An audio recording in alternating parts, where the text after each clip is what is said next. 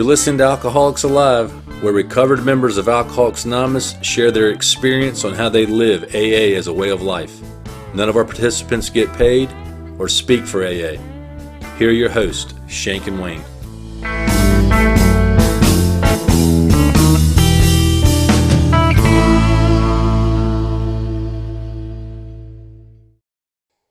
Shank, we're back for season 6. Hard to believe. It is hard to believe, and I think it's going to be an epic season with the episode topics that we have. So we are actually using some grapevine books as our meeting topics and our meeting guides this year. So we were, me and Shank were at a conference not long ago, and there was a grapevine display. Now, we are not promoting the grapevine. We don't work for the grapevine. We don't work for the grapevine. And we believe that the grapevine has some troubles, actually, with their financials and with some of their content. But we won't go into that right now. We probably cover some of that at the wrap-up episode. At this wrap-up episode. Mm-hmm. But anyway, we were at the conference, and the grapevine display was out, and there were a lot of those books that are basically just collections of stories, but some of them were pretty catchy titles. So we decided that we would use those titles of those books for titles of our episodes, and that we would bring on guests that kind of had experience at whatever that title is. So that's what you're going to get in season 6. We hope that you'll continue to listen and benefit from it. Remember, we if you're new to the podcast, the podcast is really designed to bring on recovered members of Alcoholics Anonymous that share their experience at how they live AA as a way of life, and that we believe that AA is a way of life, and that the 12 steps, if practiced that way, will not only remove the obsession of drink, but can help you to be effective and useful and have a happy life. So that's why we're here. Now, Shank, one thing I need to say before we introduce the guests. So episode 12, we kept a shrapnel. Put the hearse in reverse.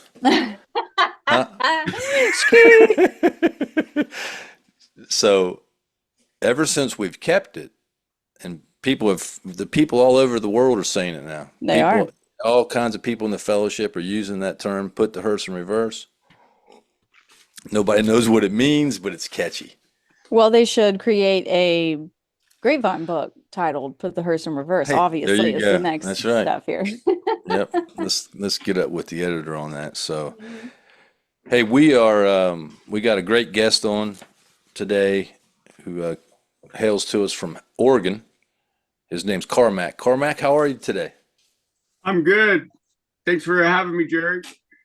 Yeah, we are. We're glad that you're on. Tell us a little bit about yourself.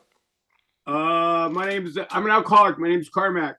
I've been sober. My sober date's 4/23/89. Got a home group Thursday night men's book study meeting here in beautiful Bend, Oregon. I got a sponsor. And yeah, that's the statistics. There's the stats. How'd you get to AA? How to get to AA? I was raised by some heavy drinkers. I used to drink. I used to mix Red Label over the rocks for my dad. So they make French 75s on the weekend, right? So I was brought up. Yeah, my first drink, he worked at a racetrack, and I went out I hung out with the guys in the maintenance yard, and I was sipping off their beers, and I walked in, he goes, "You smell like beer." I'm like, "Oh."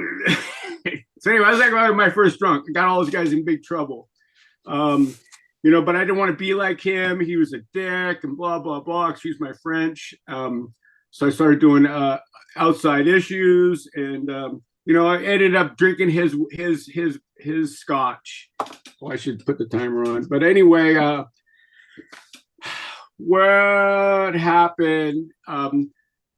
I mean, I drank in high school. I worked in the shipyards. Got my journeyman alcoholic papers. Um, One story there. I mean, I used to you go and cash your check at the bar. And I remember coming to on my couch and all my clothes. And I looked in my pocket. I got like 20 dimes. And well drinks were 90 cents. So that's how many drinks I had. So fast forward to, I met a woman, I got married, I was going to have kids and get well. I was looking for all kinds of stuff to get better, to not drink. I was drunk when my daughter was born, and I was going to stop drinking when the second daughter was born. But that didn't happen either. So in 1987, my stepdad had a talk with me about how it's throwing my life away. I mean, I got 2 DUIs in a month. I had a lot of signs. I lost lots of jobs. I spent time in the clink and had a lot of signs that I was an alcoholic. And I said, yeah, I'm an alcoholic. I'll drink you any day. And that's how I lived, right? And he had to talk to me about getting sober. And I went to rehab, got a $5,000 big book. But the best thing about that rehab is they brought in an H&I meeting. They call it hospitals and institutions. And I'm walking down the hallway, and I hear all this chatter and laughter. And I walk in this room, and here's a bunch of people standing around, and nobody had anything in their hands, beverages. And I'm like, this is freaking totally foreign to me. But these guys I don't remember what the topic was. I don't remember anything about that meeting except that these guys had something that I wanted. They were happy, and I was pretty sad. I was not a happy camper. My alcoholism, I was living in the back of my truck, pissing in a coffee can. That's where my alcoholism brought me. Homeless, jobless, hopeless, which is fast forward to going in and out of AA and coming around, going to meetings for skirts and coffee and donuts, right? And I ran into a group of serious guys, right? And I finally asked somebody this guy to be my sponsor, and he kept asking me, like, "Hey, Carmack, what kind of alcoholic are you?" "Oh, I'm like a periodic binge." And he just shook his head, and we started reading the book. And we read the book, and I started highlighting hopeless. That's what I am. I'm a hopeless alcoholic.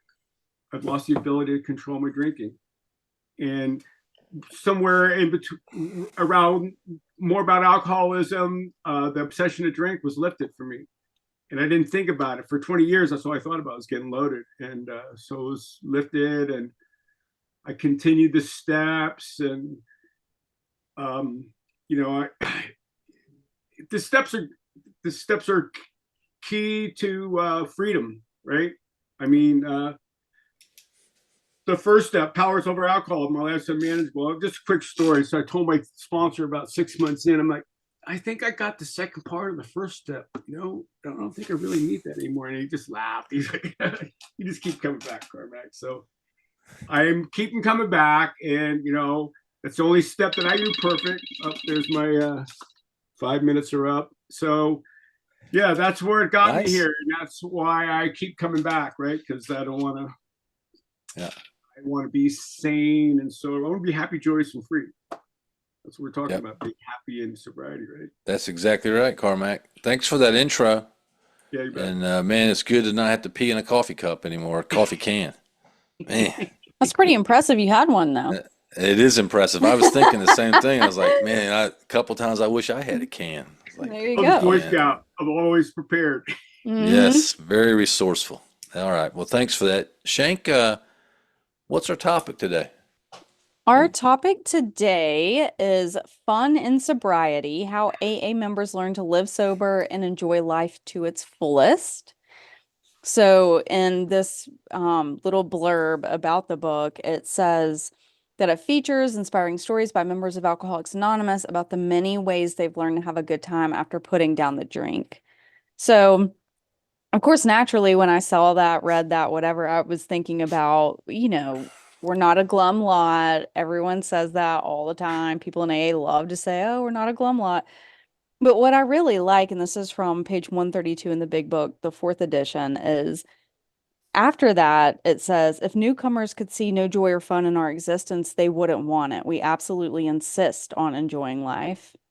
Hmm. And I think I like that part better, where it's not just, I don't know, when I arrived here, I don't know that I would have understand like what a glum lot was or cared at all. Like What does it mean? Yeah, it's like, I like the positive spin, I guess, better on absolutely insisting on enjoying life. So that's kind of what it made me think of. Um, Now I have some questions for you guys in relation to you know, absolutely insisting on enjoying life, fun and sobriety. And the first one is what was a unexpected or surprising way that you found enjoyment in sobriety after joining AA? What you got, Carmack? Um, so 2 weeks in being sober with my sponsor and starting to read the book, I'm in a meeting and guy raises his hand. He got 2 days. And after the meeting, my sponsor goes, go talk to that guy. I'm like, what? I don't know anything about staying sober. He goes, he probably doesn't believe that I have 4 years, right? Which I'm like, yeah, I get that, right? When I was new, I was like, no way these guys didn't drink for that long. They're freaking lying. But anyway, I went over to start talking to this new guy. And, that's what it took me out of myself. And it was great to see his eyes light up a little bit, right? Um, I went to a meeting last week and I was a half hour early because I didn't remember the right time. And I'm standing at the door and I started talking to this kid. He's 8 days sober. Was sober for 2 years, then went out and we talked for half hour. I'm like, holy shit. Everything that was bad in my head was gone. mm-hmm. It was great talking to a new guy. That was my first experience with that. Yeah, I had similar experiences. I always loved um, driving with other AA members to meetings. Right, so a lot of folks in our group still do that, but when I was brand new, where where I lived, there were only a couple of meetings Mm-hmm. that were within about 8, 10, 15 minutes. So we would drive to a couple other towns, Raleigh and Smithfield, to meetings on like Thursdays and Fridays or Saturday nights. And I mean, I'm barely sober, and I'm scared to death of everybody. And man, we would get in the car, and it would be like another new guy, and then my sponsor, and then his sponsor, and a couple of things happened. One, it was just fun listening, or it was kind of safe being with those guys. But then hearing my sponsor and my sponsor's sponsor just talk about everyday life and normal stuff. I mean, you kind of look up to people like they're not gods, but like, there's a high level of respect, and you think people are real spiritual. And you've got these ideas about what spirituality is. And then when these guys just talk about normal stuff, and they're talking about some of the skirts that were at the meeting also. I don't know. I actually just I loved it. It was just it was fun and spiritual and helpful to me. Um, and of course I eat, quickly we would go out for dinner or coffee and meet for breakfast, and those things like that were, were extremely just fun, and kind of got me just back into a little bit of a social life. And that was immediate, right? I mean, they just kind of included me. They're just like, "Hey, come along." It was I didn't buck it or try to look for any excuses to not go. I didn't have anything else to do. I went. I Yeah. did look for excuses not to go. Yeah. A lot But of people do. Yeah. the excuses were just met with, okay, but this is what we're doing. It was just like, well, what else are you going to be doing? And it's like, Right. and they're like, okay, well, we're going to coffee before the meeting. Like, we'll pick you up. And it was never, like I wasn't forced to do anything I didn't want to do, but even my first couple of months of sobriety before things got way worse for me, they're like, oh, we're gonna greet at this conference. I didn't understand like what was AA, what was not AA. So this conference was not AA. It was not AA sanctioned, we'll say. And they're like, we're gonna greet, you're gonna love it. And I'm like, God, the last thing I want to do is have to like talk to so many people as they come through the door. But what I still do today is I like to be a greeter at my home group, at conferences, because then I Yeah. don't I get to see everyone. I get to ask their name, know their name, and that was something very unexpected to me that I still find very fulfilling. Was being at a door, have a smile on my face. Hey, how are you? The restrooms are over there. There's a coffee pot. So glad to see you. Um, and then I don't have to be having really in-depth conversations with people inside the meeting, but I can just be greeting them as they come in. Right. Yeah. Did you Yeah. have Get something them at else the to say? door. Yeah. What's the next question, Shank? All right. So next, is there something memorable, like a memorable experience or activity, maybe as a group, maybe individually, that made you really realize, emphasize the joy and camaraderie of living a sober life?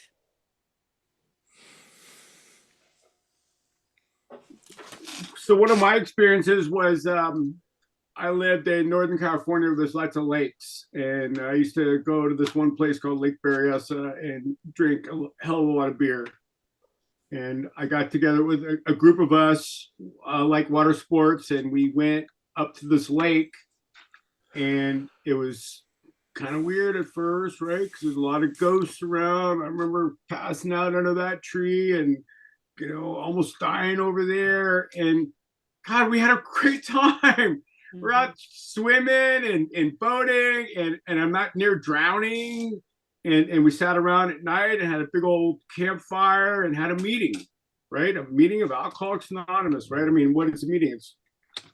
It was a group. We were just go around, do a little what's going on with your day or what's going on with you today. And oh my God, it was freaking fantastic, right? And I have since done a lot of campouts with other alcoholics, and in fact, my men's group, we do a camp out, and it can rain, or the one guy keeps the fire going 24/7. I mean, all the chocolate in my pocket melted to my coat because fire was so hot. But yeah, it's great. You really get to know guys, like you said. We got I got to know new guys at the campouts because you get a lot of one-on-one time. I mean, I ditto what you said earlier. I mean, I spent a lot of time at the coffee table after meetings and got to go, oh my God, these guys have real lives. They have wives, they have children. They show up to work every day and they got their stuff together. And that was a great example for me of what a recovered alcoholic's life can be like, right? Because I had no clue. I was just like, we get in here, we're a little foggy and really beaten up, and it's wonderful to see because it gives you hope, right? I mean, my God, I might be a hopeless alcoholic, but look at these guys, they're better. I can have this, right? Yeah. And that's what he told me. He said, do what we do and you'll get what I got. You'll get what we got. Yeah. Yeah. I got sober. I mean, I guess all three of us probably got sober young, fairly young. I was 22, and I mean, I think I've said this in the past. I don't know how strong it really was. I wondered like what life was going to be like, not drinking, Of course, my life was so bad drinking, I didn't want it. I didn't want to go back to that. But you wonder, like, well, what's going to happen? Or, you ever going to have any fun or what? And yeah, I mean, I immediately just knew that none of that was, all that was just kind of false stuff in my head because quickly was taken to like cookouts and conferences, and I would go to those conferences and be so scared to talk to people and stuff, but they were fun. And once you get over that initial nervousness and stuff, have a blast. But we would do, I found out you can do all kinds of stuff sober, right? Go to ball games, and we went to basketball games and started going to some, concerts and stuff with people that were in the program. I got sober. I'm like, I'm never going to be able to go to a rock concert. You just can't do that because I like your word ghost. There are all kinds of ghosts at those places, right? That are going to come get you, and all that stuff is just false. I remember one real memorable experience. Me and my sponsor went to Canada Mm. for the 50th anniversary of Alcoholics Anonymous in Canada. I'd have to go back to figure out exactly when it was. I want to say it was in 93 or 94. It was before the International in San Diego, which was in 95. But we flew up there, and there were some folks up there that we met, and God, we had a blast. Tom I's sponsor at the time, Cecil Corrigal, he was the main speaker, and they like blew open the door and rolled this red carpet out, and they paraded him in with these bagpipes. It was awesome. Find the talk. I And, want to hear and, that. and but Wow. anyway, we had just a great time going to that, and of course I've been to all those internationals ever since '95, and have just thoroughly enjoyed them. But that one in Canada was special, and I didn't really realize the extent of where we were at, but it was a great time. Now, Shank, you spent your first year in prison, so I don't know if that did you have fun in there? Uh, the incredible thing is, I think, is I didn't have fun necessarily. We won't call it fun, but I was very free and I had a relationship with God, and like all of these women from my home group that I had known for 2 months prior to going to prison were writing me. They were coming to visit me. They knew the women that brought the AA meeting in. And I personally got a lot of like solace and saw the joy in people, just knowing that like these women would come to this prison every week together. And just the stories that they would tell, like, well, today, we went down to this coffee shop, we grabbed a cup of coffee, and we were talking about, like, are we going to be able to get in here today? And even just like the smallest little things of them having joy in their lives. And it was the same ladies that would be there pretty much every week.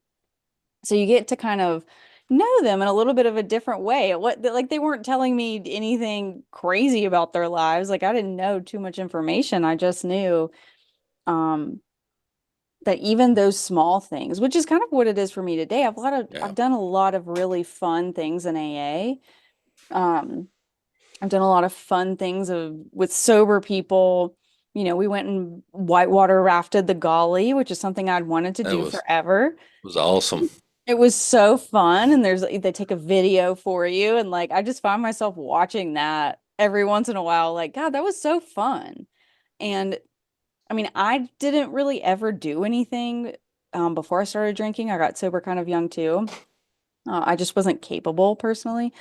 Uh, so being able to do things just period, I'm like amazed. I'm amazed that I can drive to a meeting an hour away with a group of people and have a good time and just drink Red Bull and listen to good and bad music and sing karaoke. Like everything is incredible to Yeah, me. I'm like, well, I mean, that was pretty fun. Was that any more or less fun than going and whitewater rafting the Golly? I don't know. They were equally it, just as cool to yeah, me. yeah. You Yeah, were a good whitewater captain. rafting. That was on one of the first things I did that get the major head rush hitting that first class 3 rapid, right? Like, Yeah. woo! And no Mhm. hangover, right?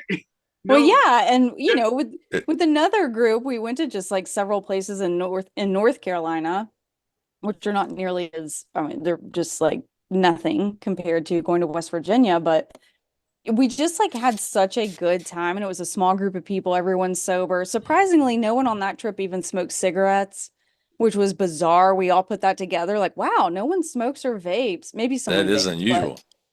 it was like, and just being able to laugh about that, not that anyone cares, who cares? Plenty of people smoke and vape, but it was just like making different connections. It was so fun. We put a unicorn face mask, on a guy who's been sober forever. Um, so I have those blackmail photos. That's pretty Yeah, fun. That's yeah, camaraderie. yeah. It's funny, the road trips. So we make these road trips to a meeting that's a little over an hour away monthly, and we have a big passenger van where it fits about 15 people. And some people are, I mean, there is the element of taking life serious and keeping your recovery serious, and but sometimes we'll get new people in the van, not necessarily new in recovery, but new to the van and to the trip. And some of them I think we're more spiritual than we are. When they get in that van and they hear that music that we play, some of it's Mhm. raunchy rap or really Mhm. just stuff, and some of us start singing it. They're like shocked. They're Yeah. like, "I can't believe y'all are playing that music." Hmm. And hey, we're here to have fun. We're free. Well, to your point earlier, someone brought up so my home group, also our home group, goes out to eat before every meeting. And that's kind of where, I don't know, we talk about, for me, I'm a very private person just in general, but I talk about what's going on in my life, any crazy redneck crap that's Yeah. happening. Um, At and the then it's dinner. not right at dinner, Yeah. and it's not relevant to the meeting or my alcoholism, truly. So, but what's interesting is like even discussing things that are going on in AA. I remember being at dinners and coffees, and I didn't want to have to talk at all. And the women around me or the group of people around me were talking about all the stuff going on in AA, and I had no freaking clue what they were talking about. But I knew that they were upset or ticked off or something was going on in AA that shouldn't have been, or something was happening. And I'm like, God, I will never understand any of that. And at dinner the other night, someone was like, I have no idea what you're talking about, but I believe that it's true, and I'm just like, Yeah. wow, when did that happen? Yep. Hmm. What's the next question, Shank? All right, Carmack, how have you maintained a sense of adventure and enthusiasm for life while navigating challenges in sobriety? Have you had any challenges in sobriety?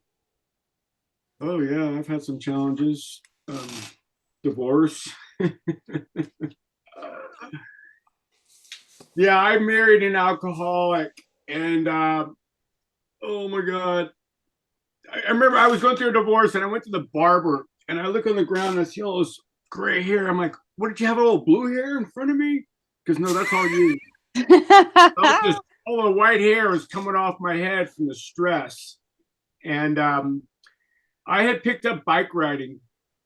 When I first got sober, I used to ride motorcycles, and I went and test drove my ex brother in law's motorcycle, and I drive it like an idiot, right? So I'm like, I got 2 small kids, and I want to see them get old, so I'm not going to buy a motorcycle. So I started riding bicycles, and I would ride that with them. And when I was going through that divorce, I would get off work, I'd get on my bike, I go see, yeah, because I wasn't getting visitation. I go ride my bike, and I go to a meeting, and then we go out and get burritos after, right? Because I would get all the steam out, right? Like, and then I would go to, you know, it's all her, right? It's all that and this and that and whatever. But anyway, and then I go to a meeting, and then we go to burritos after, and I would talk about what's going on. And by the time I was like, you know what, God's going to take care of me. I just got to keep showing up, and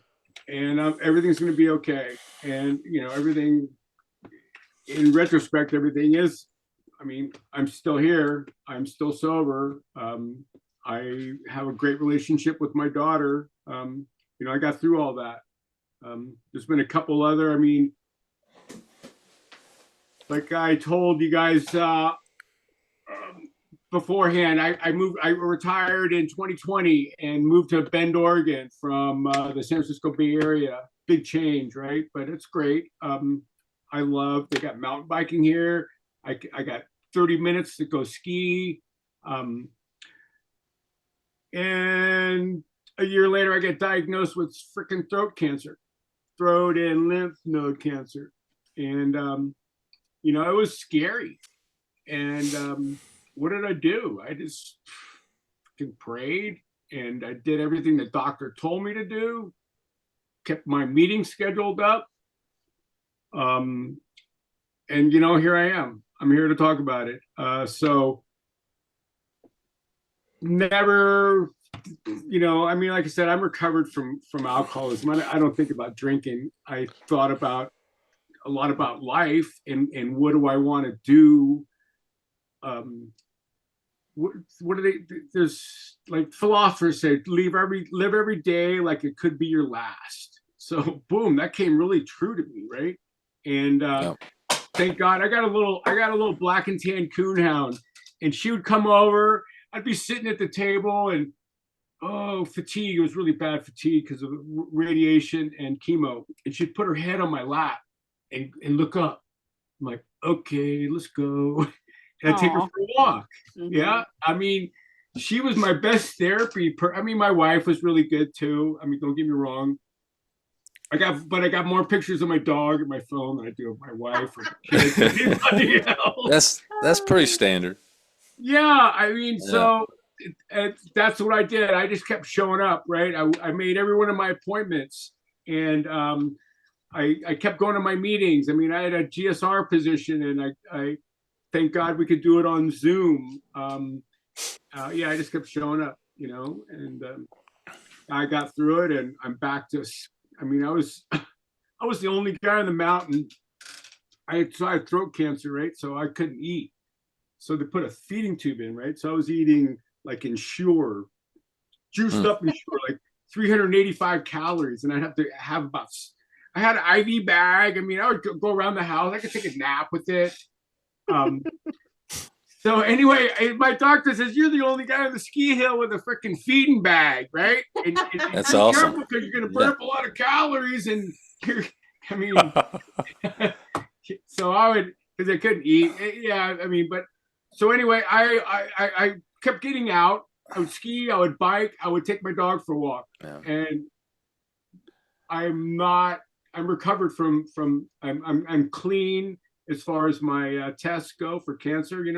I don't regularly share this on a group level at my meetings. It's not relevant. Sure. You want to talk about having fun in sobriety, right?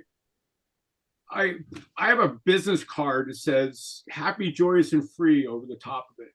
And I don't know, that might be something to bring up for shrapnel, right? I know some people are not good about handing out cards at meetings, but it also says cunning, baffling, and powerful. Because that's what alcohol is, right? But it's like you said, Shank, I insist on enjoying my life, right? I mean, yeah. Why else are we on this planet, right? Well, something that's interesting is, to me, now I don't know that this is the correct definition, because I heard someone use the definition or like the saying of, this person wears life like a loose garment. And that just is like what it reminds me, when you're going through all of these things in your life, like obviously your health, like you're really going through it, but you were staying, it sounds, like you were just staying the path, staying the course, wearing life like a loose garment. Like, okay, well, what else do I have to do? I have to get this treatment. I have to have this bag and drink 20 more Ensures because I'm going to go skiing. But that's kind of what it makes me think of. And I aspire to be like that. There's like all this background noise of things that happen in my life. I think I do a decent job, but all the background noise, I just call it like the redneck shenanigans that are always happening within, my kind of like direct lineage, if you will. And I don't have to get so wrapped up in it, and I can continue every single day, which I think this is partly what fun and sobriety is about, is that I've learned the longer I stay sober that I don't have to make all of these things either my entire personality, or I don't have to tell every single person about it. I don't have to be a Debbie Downer. I don't have to say, wow, you're never going to believe what's going on in East Tennessee, which is where the redneck things happen, where I grew up, Carmack. I mean, I do say those things to some of my friends, like, wow, there's some stuff happening. But in order to continue to have fun and sobriety, I keep my schedule the same too. Go to my Yeah. meetings, have a good time, Yeah, meet yeah. with my sponsees. It's Yeah, I one of always the, thought that God, sorry, I was just always think in my head that God didn't bring me this far to dump me on my butt, right? So I'm just gonna have faith, and Yeah. faith without works is death. So Yep. I gotta keep doing this, doing the dance, doing the thing. Perfect example. Yeah. yeah. Mm-hmm. Yeah, it doesn't really look like that's a solution to anything though, but it, it really is when things are really good, you keep doing what you were doing that helps you to get there. When things get really bad, you just keep doing what you were doing, and if I think that's one of the things that's helped me, and I think that's what y'all were talking about is being consistent Mm-hmm. with some certain spiritual practices, meaning meetings and praying and sponsorship and all the things that we do. We do that in good times and bad. And if we can do that, it helps us to be humble in the good times, and it helps us to have faith during the difficult times. And I mean, I think to answer the question specifically, Shank, that one of the things that's helped me in maintaining like a positive attitude or enthusiasm for life during difficult times is not living in the past. Mm. And I see it so much with people in Alcoholics Anonymous. They continue to live in the past. Even some of the folks, like hanging out at the clubhouses, they just want to talk about what happened yesterday and years ago and the good old days. I don't know anything about the good old days is right this minute, right now. There ain't no, I mean, I, and so I think Carmack talked about living in the moment and living for right now. And sometimes we joke about some of those sayings, but that's the ticket, is living right now and looking forward and having faith. And that does help you get through the difficult times. And when something bad happens, the first thought I have is not, oh, should I go to the meeting tonight? But that's what a lot of people think. Oh, I bumped my toe, not feeling real good. Maybe I don't need to go pick that guy up, or God, I really, you know, cut my fingernail a little too deep. I probably shouldn't go to the prison meeting today. I mean, that stuff that's Or not even very the really bad things. I mean, right. even something that is like horribly terrible. Yeah, To me, I'm just like, okay, well, I can still go take this hour and a half to keep this commitment that I've had for 5 years. yeah, Like, what is yeah. going to change in an hour and a half? Nothing, typically. That's right. Yeah. And you said it really is more of an internal, like, hey, we're free. Hmm. We're not, if we're not trying to control things and we're not trying to, make everything to suit us, it sure makes life a whole lot more enjoyable. Yeah, I I was totally thinking, agree. go ahead, Carmack. Some you hear guys, people go to meetings. Oh, I really need a meeting. I'm like, oh yeah. I mean, maybe you should go talk to that new guy over there. But Hmm. Right. I go to meetings whether I need it or not, and I go to meetings to bring something. Yeah. Right? I don't go to meetings. I heard tears and tissues the other day. I'm like, Write that down, Shank. I'm yeah. writing it down. I mean, that's what you bring to the coffee table. That's Yeah, what you talk to your sponsor about. Pick up that that's right. freaking 100,000-pound phone and call your sponsor and tell them what's going on. Mhm. Don't bring that crap to the meetings. The meetings is Yeah. about the solution to alcoholism, right? I don't want a newcomer to go and go, oh, look, listen to these old guys. They don't. Yep. Do I want what Yep. they want to have? No way. They're a bunch of freaking whiners. That's right. I want guys who are excited about life and want to bring. It talks about in the book, right? Man, let's bring something to life. And I'm not good at quoting, but it says it in the book, and we want to talks about going to events and stuff like that we should bring something there and not look at what we can take. Correct. But, that's what my sponsor. I remember that when I was early sobriety, I was complaining to my sponsor. He goes, well, don't worry about what you're going to get. Worry about what you're going to bring, right? And you want to, and you get way more out. I mean, Christmas. I don't know if you guys got kids, but when you're giving gifts, it's the best gift you will ever get, right? Is that. And when you come to an event and you bring a big old chocolate cake, we have monthly meetings, potlucks, and it's great. I mean, people bring all this good food, and you get to put a little bit of food on your plate. And I brought a big old cake, and I said, "Oh, that cake's so good!" Right? And it was a Costco cake, and my wife had the great idea to cut it up early. Yeah. What can I bring to make life better? Yeah. I got story after story of stuff I've done sober that's been fun, but I was thinking so I went swimming in the ocean in Florida and skiing in Alaska all in the same day.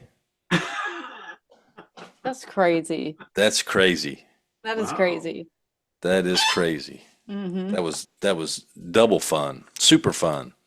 Nice. So yeah, there's a lot of stuff, man, a lot of stuff that we get to enjoy in life because we're sober. Shank, you want to move on to meeting shrapnel? All right, Carmack, buckle up. We have arrived at our meeting shrapnel segment.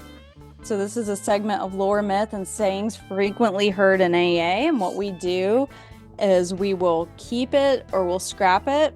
And we do have a super scrap available. Shane, So there you go. Yeah. I got to say something All right. before you move forward. Now, so for the listeners, this just popped in my head.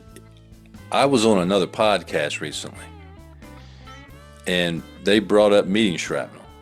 Now, I gave Shank the credit for coming up with that term, but then I did make a comment that maybe she got it from her boyfriend. Well, who is now her fiance.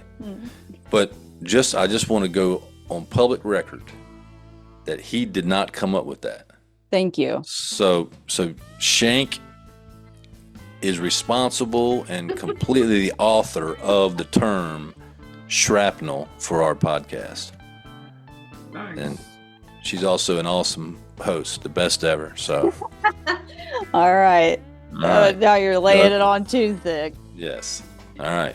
Let's All roll. right, Carmack. Your kitty cat co-host. That's right. Did you see her? Yeah.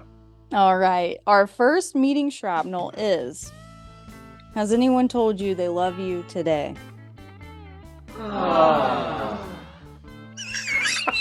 What do you think, Carmack? I mean, I gotta tell myself in the mirror sometimes, hey, you're a good guy. I love you, right? That's what I want to do is, have you told anybody else you love them, right? I mean, if you told your kids, your wife, your dog, right, your cat. Cat. It's all about giving, I think, rather than getting. But that's just my opinion. This one, it makes you it's so uncomfortable when you're at a meeting, and I've had it happen this year at 2 different conferences where this guy, they'll come up to you and say, hey, Jerry, has anybody told you that they love you today? It's so uncomfortable. And it's just, it seems insincere. And I did come up with a good answer for the question. What was it? Well, you were there when that one guy came up and he said, just real serious, has anybody told you that they love you today? And I looked at him and I was like, well, as a matter of fact, they have. And he didn't know what to say. It kind of defused him.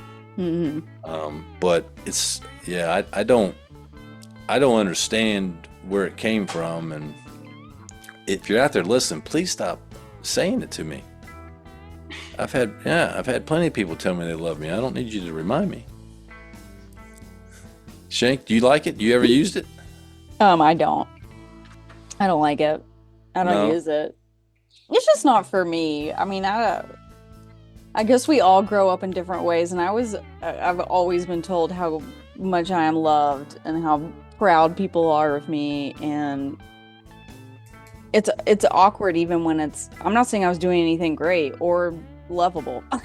In fact, Right. I'm saying I was not, and I was still told those things, which is very confusing. But yeah, it's usually with a hug. I don't like to hug. I'm not a hugger. So I think I probably I have the two in my mind together. Yeah. I say scrap it. What do y'all want to do? Carmack, Scrap it. I'm scrapping it. Shank? It's out of here. All right.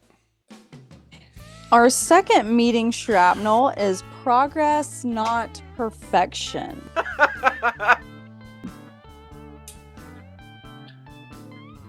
Well, I think that's in the book. No.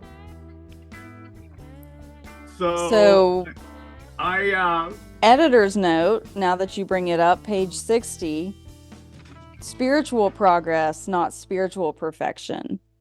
Yes. oh A little different, huh? yeah, thank you for that. Mm-hmm. Hank. That makes a lot more sense. I know there used to be an old guy that would say that he's sober contingent on the maintenance of the spiritual condition. And he goes on to say some other stuff, right? And that's puts it in context, right? Mm-hmm. So progress, not perfection is a shortcut, because that is spiritual progress. It makes a lot more sense about spiritual progress. I like to think that I'm a work in progress, right? I'm an evolving human being, and I'm fallible. And so I kind of like that for the new guy, right? You don't have to be so hard on yourself and, oh my God, you couldn't believe what happened. And no, it's fine, dude. You're here. You're talking about it. And you didn't fall off the face of the earth. God's still watching out over you. You're still breathing air. So just keep coming back. Go home, do an inventory about it, call your sponsor, and freaking talk about it. So I kind of think it's a defusing thing, right? Where you think, oh my God, the world's gonna end. I didn't pay my taxes today, and well, guess what? There's always tomorrow, and there's a CPA out there that'll help you, and blah blah blah blah. So we have a program for living here, and there's instructions in there, right? That the big book, and there's lots of good solutions in there, and so I think that's where I base my sobriety from, and that's where I think that something like that, you can point them in that direction, right? And yeah, so I say keep it. What do you think, Jerry? Well, progress, not perfection, Shane. I think it is diffusing. Probably even gives people hope if they're new and they're not feeling right, or they've made a mistake.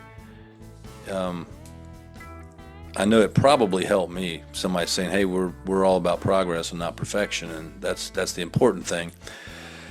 I do think it's misused sometimes to justify people's inappropriate behavior that they've done purposely. You know, some dude will go spend his daughter's school money at the casino and totally screw stuff up, and then oh well, Jerry, it's progress not perfection. Well, okay. Yeah. Or Billy mentioned this on one of the episodes, that the guy comes up and says, yeah, I acted on some old behavior last night, and it's not real old if you did it yesterday, right? It's like, Yeah. So I think that when it's misused sometimes, but even our little deviation from what the book says, it's probably useful. But I'm gonna reserve my vote until the shrapnel master. I think that we should. I think we should keep it on the grounds of using spiritual progress, not spiritual perfection, instead of just progress, not perfection, because then it brings it back. What my sponsor constantly has to do for me is bring me back to God, back to a higher power, back to the point. What am I doing here? So I think that helps it get it back to a spiritual solution here. So are you making an amendment to it? I'm making an amendment. We're gonna have to get General Service Conference to. Oh, I guess it's already. Sir Chair. No, you're in charge of shrapnel, so you can do what you want to do. So well, then that's what I'm doing, and y'all deal with it. That's right. Now we're talking. So then, what we need to start doing, Carmack, is we've got to start adding the term spiritual in there. I like that. I do too. Yeah. Spiritual progress, not spiritual perfection. Because I listened to your the podcast with Billy N, and I came out of there on fire because I'm like, yeah, I'm recovered from alcoholism. I don't use alcoholic thinking anymore, right? Yeah. Because I use that in meetings. Oh, I've suffered from the ism, and I'm like, you know what? Actually, I don't. I suffer That's from right. human thinking that sometimes thinks like I used to think, right? I mean, like, oh yeah, I won't go in. What's some of the thinking? Yeah, if I eat some more chocolate, I'm gonna feel better. Not wrong, right? I'm gonna have a freaking stomach ache, and it's not gonna come out good. So I'm gonna have my couple little pieces of chocolate, and I'm good, right? All right. Yep. So, are you going to keep it's spiritual progress? No, it's not. Are you going to keep it? Scrap it. Yeah, I say yeah. Spiritual progress, not perfection. I like it. All right. I'm keeping it. Shank. All right, we're keeping it. Listen, if you're listening to this, we have broke new ground to keep. We've never kept a shrapnel this quick. We have it. Wow. Yeah, We've got not on the Carmack first with episode. us leading the way. Just Yeah. took a little Trailblazer. editing. You're a trailblazer, Carmack. Yep. You're inspiration. You're inspiring us to reach for higher highs. Okay, right. cool. Bring some All of that right. West Coast vibe into the There- action. There you go. All right, our meeting shrapnel number 3. Change is a process, not an event. Wow! I've never heard that before. Where do you get this stuff from, Shank? I hear it all over, far and wide.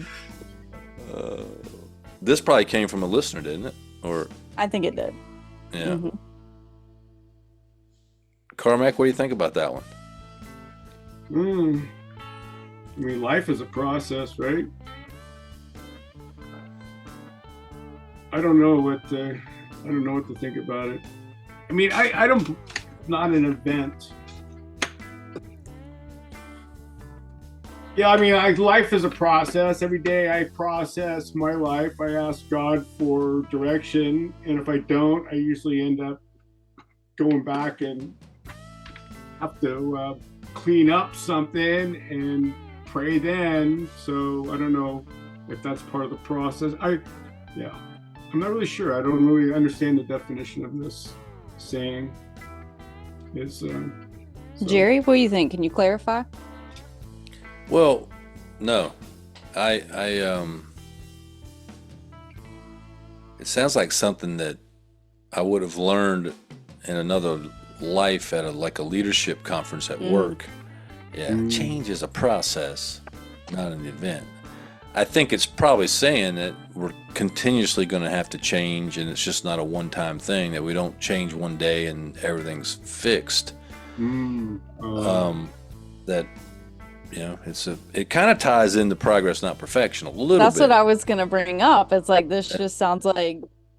But it's a little more kind of corporate, psychological, if you will, feeling. It's definitely not something that I would say to somebody. I mean, I just can't imagine helping another alcoholic and this being something that I would say to him. I mean, I don't know. So are you saying you want to scrap it? Well, I do. I'll scrap it. Carmack? Yeah, I agree. I would never say that to a new guy. I mean, I would say scrap it. Have y'all ever heard it said? I have never. I have. I've heard. I Yeah. don't have that experience. Shank, I you've think heard it's. I think it's to your point earlier, Billy's point maybe. I think it's generally like someone has acted out on quote old behavior, and they're like, oh well, kind of the typical same thing. Like, oh well, change is a process, not an event. Like, you've had some change in your life, but you're going to continue to change and have setbacks, and let's circle back and let's whatever else people say, the corporate world. I don't know. I don't work in the corporate world, but All right. An event, that's where you bring a cake or some soda to an event, right? that's right. That's You right. change. Well, I think this does, to your point. I think it ties into spiritual progress, not spiritual perfection. So we can just say that, and that covers, if you messed up, said something you shouldn't have. I do that. No. And I know I need to dig deeper into my spirituality. So, Right. Carmack, you scrapping it? Scrapping it. I'm scrapping it. Shank? I'm scrapping it. It's out of here. All right. It's out of here. So, we got to keep using spiritual progress, not spiritual perfection. There you go.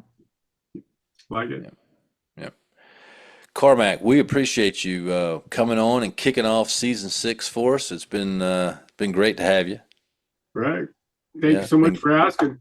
Been great to get to know you a little better. And if you're out there listening, feel free to follow us or share our podcast with other members of Alcoholics Anonymous, or you can share it with people that aren't members of Alcoholics Anonymous if you want to. But we'd appreciate that. Also, you can send us any shrapnel or suggestions or comments at freedom@alcoholicsalive.com. And remember, if you get sober, you can have fun in sobriety. You can have fun in life, and that the steps of Alcoholics Anonymous can help you be free. Freedom. Thanks for listening. If you have a comment, suggestion, or just need help, you can email Shank and Wayne at freedom@alcoholicsalive.com. Remember, we're recovered members of Alcoholics Anonymous, but we do not speak for Alcoholics Anonymous, nor do we get paid. Join us next week for another great episode.